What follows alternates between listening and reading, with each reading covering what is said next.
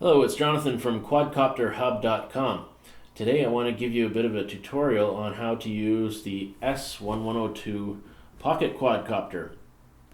If you have just got one of these, I hope you'll find this useful in learning how to fly it. And if you've never seen one of these before, you might want to consider getting one because they are an awful lot of fun. We call it a pocket quadcopter because you can literally put the thing right inside the controller and you can pop these knobbies off and they just store right there, and you close that and boom, everything you need contained right in a nice little case, and it can fit in your pocket and you can go anywhere and rip it out and buzz people and impress them with your stunt flying capabilities, and when you're done it charges up while it's in your pocket. So I'm going to reassemble this here. And what we're going to cover in this video is a few different, we're going to talk about the controller, how to use it, how to fly it if you've never flown one of these before. We're going to talk about a couple pro tips on how to get the most out of this, and we'll send you on your way.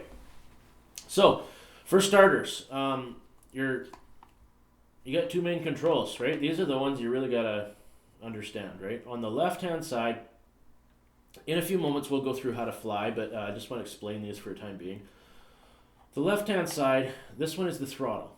Okay, so if you push that thing all the way forward, it's like giving the thing gas. Okay, it gives it full power or partial power, whatever, and the thing goes up, right? So that is your throttle. Well worth learning the different adjustments on there, like getting a good handle on a fine control of that, because you do need to keep it constantly adjusted to maintain a good level flight. Okay, if you go left or right on that left joystick, the copter is going to turn. Okay, it's going to turn on a level axis. So if you go left, it'll turn this way, and right at the back of the quadcopter, you've got the little charging port and the switch to turn it on. So on this particular one right now, the white propellers are facing forward and the black ones are facing back, but I encourage you to look rather at the lights instead. You'll see if I turn this on, we got green lights on the front and red lights on the back. Okay, that gives you a better indication of the orientation of the quadcopter than the propellers, because you might end up changing the propellers and you might switch out a black one for a white one, and then what do you do, right? But look at the lights, they'll tell you where this thing's going. So if you turn, if you go to the left here, this thing's going to turn left. Okay, if you go right, it's going to turn right. This right controller here, that controls how this thing, the pitch at which this thing banks. Okay, so if you go to the left, this thing is going to bank left. If you go to the right, this thing's going to bank right. So essentially, if you just gave it throttle, it'll come up, and then if you go left or right, it'll just go like this, right? If you go left or right here, it'll turn. If you combine left, then it will do this really cool little banked turn. And that's kind of like the goal of what you want to get to with flying. We're going to talk about that a little bit later, but that gives you an idea of what these two controls do. Okay, now you've got four other buttons here, and we'll talk about that in a moment. On the back, you've got the on-off button, which is important. You got to hold that down until it beeps. Let's do that now. Okay, there you heard two beeps. That means the controller is on. Okay, but of course you got to turn on the quadcopter separately. Then you got a tumbling button, that's for doing your flips, and your HML speed, high, medium, and low speed. Okay, the default is low. And what that does, if you want to increase that, you go press it once. 2 beeps is medium. 1, 2, 3, that's high speed. Okay. Best way I can describe that, I'll put it back to low, which is 1 beep. Best way I can describe that is not so much the speed actually that this thing travels at, but inside of this quadcopter, you've got a bunch of gyros. I think it's 6 gyros. And that tells the little brain inside of this thing how it's oriented in the air. Well, those gyros control how it flies. If you're on low, it basically will not allow you to tilt this thing very much, okay? It's kind of like putting training wheels on a bike. You know, they prevent the bike from tipping side to side too much, right? So you got very limited degree of banking there. As you go up to medium, it allows a little bit more, and as you go up to high, it allows a lot. So you can actually bank a lot more. Now, as you bank, these propellers cut into the air a lot more, and they pull you forward or in the direction that it's banking. So you can fly faster and a lot more nimbly with on the high speed, but that's basically what it does. It's not just a straight speed setting. And of course, if you want to fly, advanced maneuvers, then you really do need to be on the high setting. And we'll talk about that again when we get to the flying. So, for starters, I just turned that off. This is now off. That's off. So, let's get started getting this thing paired up. First thing you got to do is turn on your quadcopter. As you can see, I got 3 different colors here. I'm just using the green one for now. You could, I guess, fly all 3 of these together. That's a little bit of an odd experience. Doesn't work so well, but it's possible. And while I'm on that note, you can actually fly 3 of them. So I was talking about 3 on one controller. But you can, if you've got separate controllers, then you can actually fly them all separately in the same room.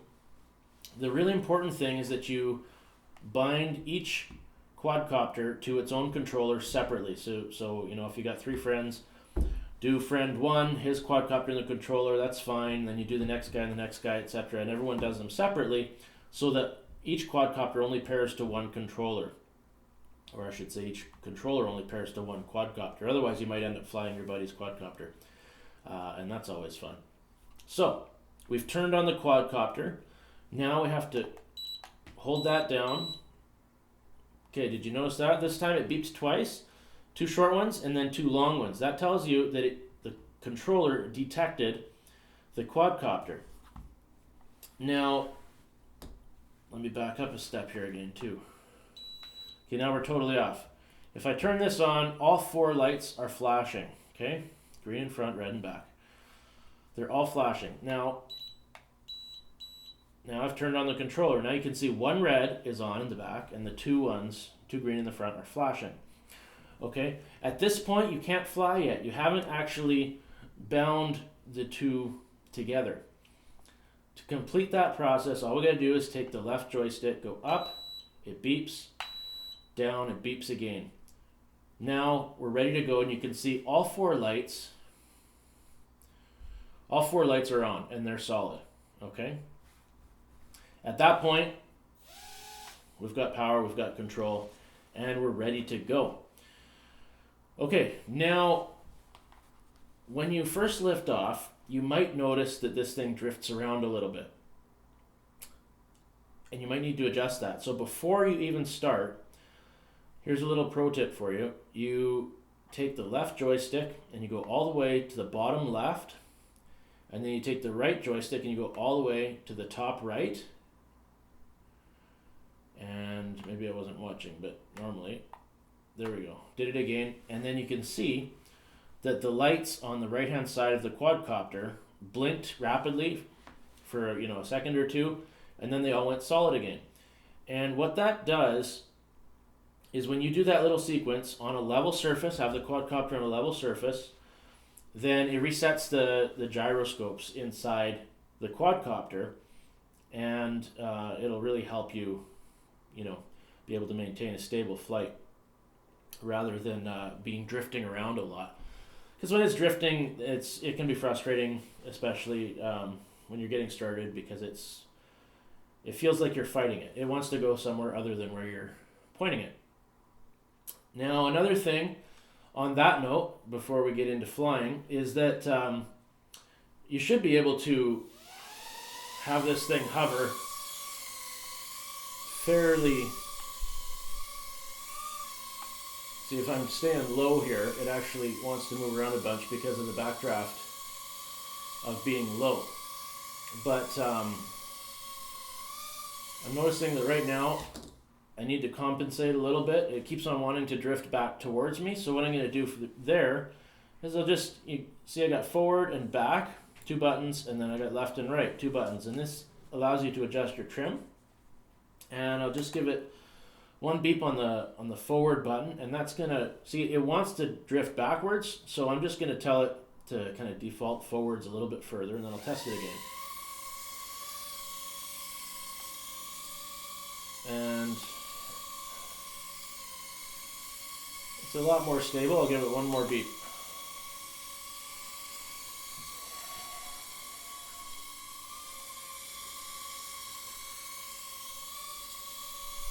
Not bad. 1 more. Okay. Not too bad now. Okay, so now it's sort of adjusted. What we're going to do is, this is your little flying lesson, all right? So just give a little bit of juice to that left throttle there.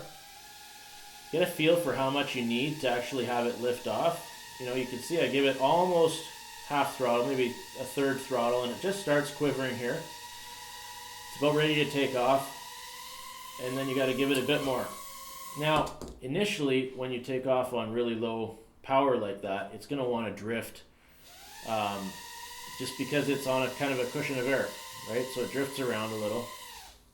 That's fine. But when you're practicing getting the hang of this thing, don't fly too low to the ground, because you will get caught up in its own air, its own backdraft. So bring it up a little bit here. And, I've been using this one a bit much. You can see all of the lights are flashing right now, and that means that the battery's out. I did use it before the video, so you actually get more battery than that normally, but for now, I will move to Mr.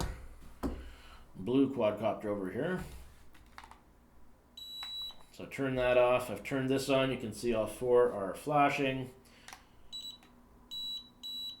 There we go. Now we're ready to complete the binding sequence. The greens are flashing and the red is solid. Up, down. I get 2 beeps out of there, and we are good to go again, okay? And then what we're going to do is just quickly reset the gyros like I mentioned, and then I'll test. And this one is really nice and stable right now. See if I can just bring it back and hover for a bit there. Okay, that's nothing, no controls right here, okay? So you can see it's just kind of, does move around a little bit. But let's bring it down here. Tumble, tumble. Okay, let's restart that flying lesson. We're going to bring it up. Just left joystick gets you throttle. Hopefully you're calibrated, so you're just being able to... So just get the feel for how to maintain the throttle to keep it kind of level, right? Now, while you're doing that, you want to use your right hand to control the direction, okay? So we're just moving side to side. You can see if I go to the right, it goes to the side. Oops. If I go to the left, it goes to the left. But you can see when I turn, when I take my hand off of, there's right, there's left, etc. When I take my hand off of the throttle and I move side to side or forward to back, what happens is as this thing moves, yes, it moves in that direction, but it also changes the amount of lift that this thing is producing because the angle's changing. So you have to compensate with the throttle. It doesn't automatically maintain its height if you're only using the right joystick. That's why when I fly around, it makes it look a little bit awkward, like it's always going out of the picture and stuff like that, because I'm deliberately only using the one throttle. Normally you have to use both hands at the same time to try to maintain a good altitude. So that's your basic flying. Now So that's our using our right control. Let's bring this back here. Now remember, on the left-hand joystick, we can also go to the left or right, and you can see, oh, that really affects the throttle. Okay. Left, you can see it starts spinning. To the left, go to the right, spins to the right. Now because that left controller is also your throttle, if you're not careful, you will actually change the throttle quite a bit. But there you go. So then the goal is to learn how to do corners using both the right and left controllers at the same time. Kind of like that. Oops. Come on back here. Okay. And I can do that a little bit on low speed, but to really get into that, you got to go up. And I'm just going to go all the way up to high, okay? Now, once you're kind of familiar with this, and so practice doing, your banked corners and stuff like that, but then when you find that you can't quite achieve what you want to do with this thing, you got to go up to the high speed setting, because you simply can't do really banked corners unless the quadcopter is able to bank. So I've moved it up to high speed here. Hit it twice and you get 3 beeps. Okay, there's 1, low, medium, high. Okay, so now we're on high speed, and if I give it some throttle to come up, and now you can see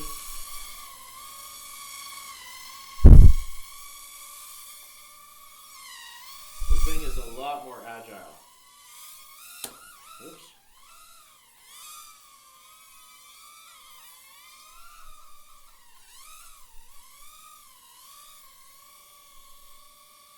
Okay.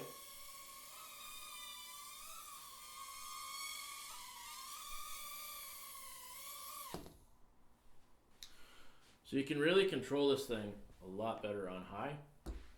I'm going to show you the flipping mode. So what you do is you bring it up. Now the flip isn't going to work very well unless you're at least half throttle. And keep in mind that you need a decent amount of height. Like you kind of need, some space above and below the quadcopter to perform a flip, because it's going to go up when you do the flip. So the way you do this is you hit the flip button, right index finger, and then right there. So flip button, and then you just use the right throttle to, I'm going to compensate that to the right, there we go. Now it's floating better. Flip button, and then you push this joystick in the direction that you want it to flip. Okay, that's it. So it'll beep, and then you push it in the direction you want to flip. So we can go up, activate flip, and then we go left. You can see it needs a lot of distance, because as it flips, it goes up, and then it also falls a ways before it can kind of catch itself again, right? So if you do it too close to the ceiling, you're going to crash. If you do it too close to the floor, you're going to, bounce off the floor. And what ends up happening if it does a hard hit off the floor is it might kick off to the side all of a sudden, and you might lose control briefly. That's okay, but you'll learn as you figure it out, right? So, really good exercise as you're getting the hang of this is to try to do figure eights with banked turns.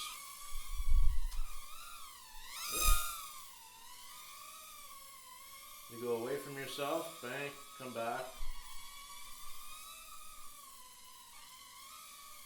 This is probably going out of the camera sometimes, so I apologize.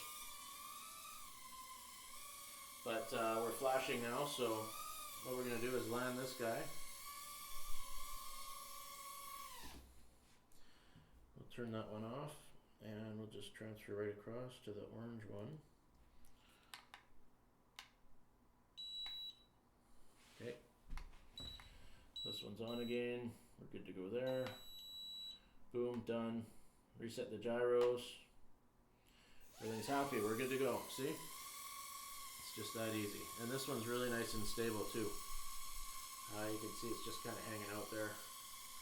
Nothing on the controls, so that's perfect. We were doing figure eights and flips. And you can have a lot of fun just kind of practicing landing these things. But I'll let you get into the flying. I think I've showed you enough. Okay, I'm going to turn this off. Turn that off. Now, what happens if you break a propeller? Well, you can take these off. You should have a bunch of spares that came with the thing. If you have a pair of pliers, you can just kind of grab them right on the shaft of the propeller there carefully. Thin pliers, the needle nose pliers. Or you can try grabbing them with your fingers. Okay, this one comes off. There's no trick to it. It's just a pressure friction fit. Propeller comes off. And you just push it on there again. And you're good to go. So if you put a new one on there, watch for bent propellers. Okay, sometimes they'll get bent up in different directions. Sometimes you'll get dog hair, stuff like that, wrapped around the propeller shaft. Pop the prop off, clean off the hair, put the prop on, you're good to go. If you break a propeller, you need to replace it. Now, this is where people often run into problems. The propellers are not color coordinated. They happen to come color coordinated because it looks good, but it actually has no bearing on how it flies, the color. What really affects how it flies is the pitch of the propeller blades. Okay, now if you can see on this quadcopter and on all quadcopters, you've got the face it away from you first off, right? Charging station's back, and then you've got the two inside halves of the propeller. Okay, the pitch on those should be going down like this. That leaves the two outside ones pitched up like this. If you match those up the way it is right now, so both are down on the inside and both are up on the outside, then you're going to be just fine. And the reverse is also true. If you turn this thing around, then the inside is pointing down like that and the outside's up like that, then you're going to be just fine. So match it up according to that. Don't put on like for instance, I've got an outside one up here. If I put on an inside, so they're both like this, then your quadcopter is going to crash immediately as soon as you give it power. It will not fly. You need the opposite pitched blades to maintain a equal force on both sides. That's pretty much it, I think. You can charge these things up, of course, using the charger or the USB charger. Prefer to use the USB charger myself because then you don't use up your batteries. But that is pretty much it. If you got any questions or comments, please leave them below the video. This is Jonathan from quadcopterhub.com, and I wish you a great flying future. If you have aspirations of flying larger quadcopters, then these little pocket quads are a really, really good way to get started because you can learn how to fly. You can develop your flying reflexes, your use of the controls and all that stuff. They're really helpful for developing that. I've got a larger quadcopter that's about this big, and then I've got a much larger quadcopter that's like that big. And I can tell you, I rely on the skills that I have learned from flying these little guys all the time when I'm flying those other ones. And it helps because this is, $30-40, something like that. And those ones are a lot more. So better to crash with these ones. They're really hardy, sturdy. Better to crash with these guys than something that costs a lot more money. So there you go. Have fun.